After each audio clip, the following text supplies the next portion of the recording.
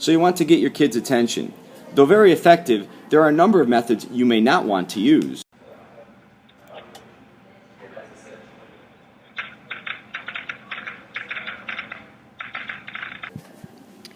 To get my child to go from the picture on the left to the picture on the right, I use a counting approach that helps her get ready to process what is about to happen. For instance, I'll say, Brielle, we are going to leave the beach in 10 seconds, and when I hit 0, it's then time to go. So let's count together, and then when I hit 0, we're going to go back to the car and leave the beach.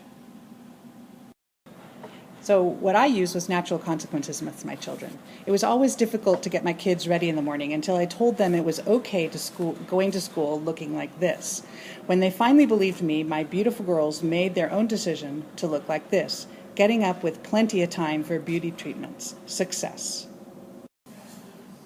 So Neil's kind of tough and will use any attention-getting mechanism that he can, including not paying attention to me.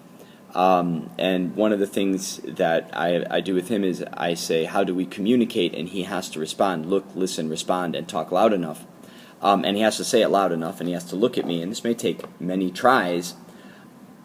And sometimes consequences are involved. And you see him sitting there at the swamp hot tub in his timeout place that he often goes, where he can think about how we communicate. Now, Tekuru, on the other hand, I found that really wants to communicate, and oftentimes what I need to do is simply remind her.